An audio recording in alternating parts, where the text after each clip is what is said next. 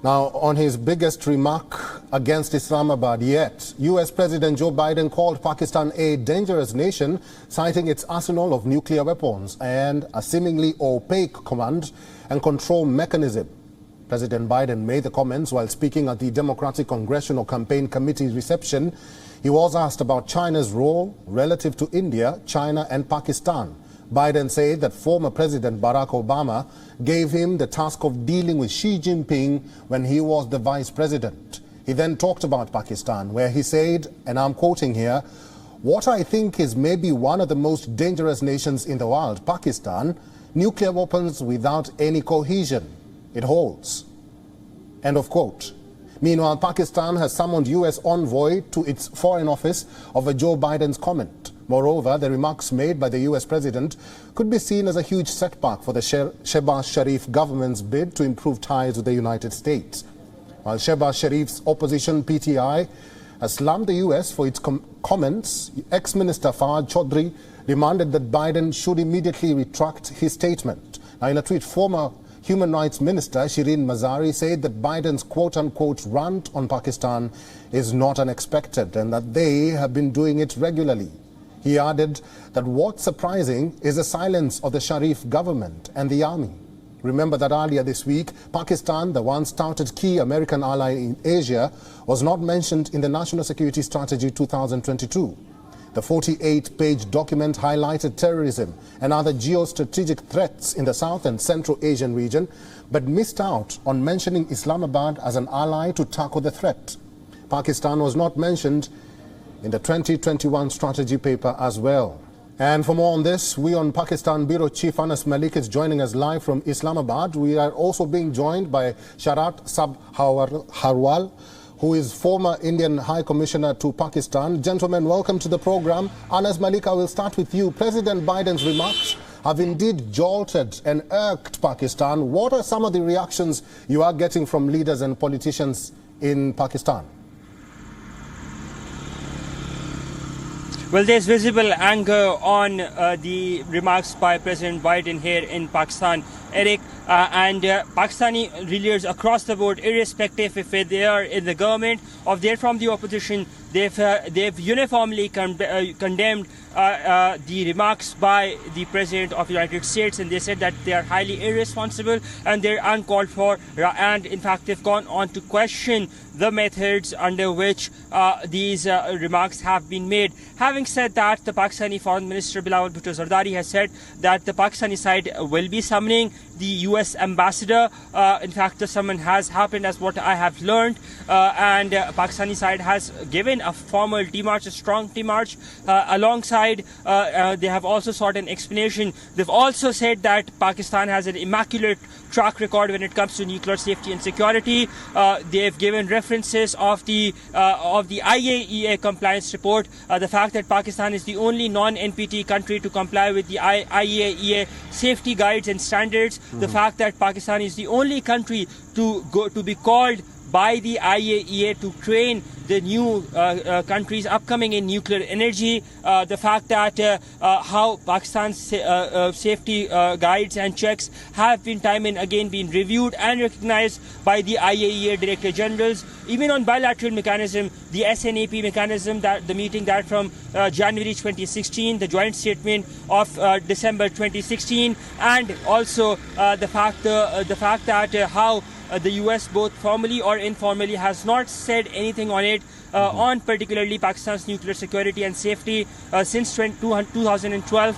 Therefore, in a decade when there has been no concern raised, and now this statement coming in, that has definitely irked. There is visible anger, there is visible shock, and Pakistan, across the board, the Pakistani leaders are condemning it. Eric? Anas Malik, stay with me. Sharat, welcome to WION. What do you make of Biden's comments? Do you think they have left the Sharif government red-faced? Obviously, they are very embarrassing for Pakistan and the Pakistani government. But let me say that this is not a new issue. There have been concerns in the US and other capitals regarding the security of Pakistan's nuclear arsenal. And that because of the fact that that arsenal exists in the presence of a large number of terror groups that have been active in Pakistan. And some of those terror groups are known to have committed terror acts in Pakistan in the past in league with radicalized elements within the Pakistan Armed Forces. So there has been a dialogue in the past between the United States and Pakistan on nuclear security. The Americans have also offered technical assistance to ensure better security of Pakistan's nuclear arsenal.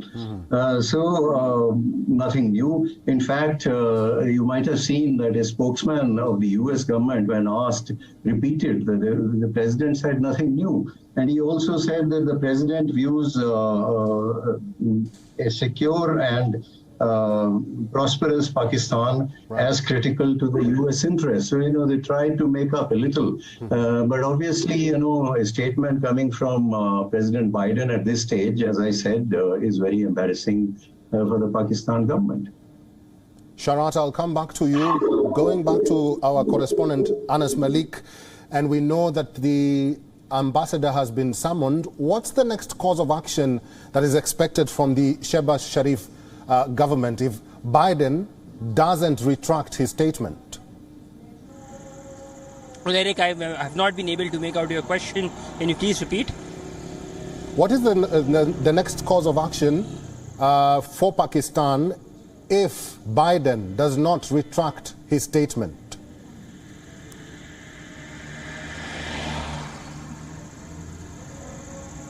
We'll get back to our correspondent a short while from now. Sharat, coming back to you, how will this play out domestically for Shehbaz Sharif government? Will this give more fodder to Imran Khan to embarrass the Sharif government, you think?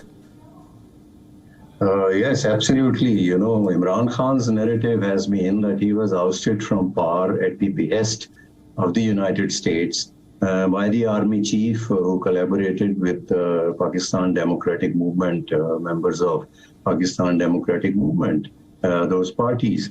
So obviously, this will give added grist to the mill of that narrative. And you have mentioned in your report the statements that have already come, including from Shirin Mazari of PTI, on those lines. So it is, as I said, not only embarrassing for the government, but also politically, very discomforting at this juncture when the Pakistani polity is passing through a very fractious political atmosphere. Sharat, what's the significance of this statement by President Joe Biden going forward? Because as we have always been reporting, Imran Khan says or blamed the United States for his downfall. Well, it has to be acknowledged that the statement came as part of a very long statement that he made on a number of other issues. And then, he suddenly comes to a section where he says that we have made China rethink its equation with various countries, including Pakistan. And then he says this. As I said, I think we need to know two things. One, that this has been a subject of discussion between the two sides in the past. This is nothing new. As you might also be aware that there's been a dialogue between the two countries very recently to mend their relationship, which has become more and more transactional. And Pakistan needs the United States support because of the precarious condition of its economy. It needs continued support from the IMF, where the United States has a lot of influence. It is trying to mend its relationship with the United States. I'm sure they wouldn't like to jeopardize that process. And I'm also sure that this dialogue, which took place very recently with a view to mending the relationship, must have included certainly the issue of nuclear security, which, as I said, has been a concern to the Americans. So it has to be taken in the larger context. I don't think either side would like to jeopardize whatever effort has been made in the recent past, certainly not the Pakistanis. We'll have to end this discussion here. I've been talking to Sharat and Anas Malik. Gentlemen, thank you. WION is now available in your country. Download the app now and get all the news on the move.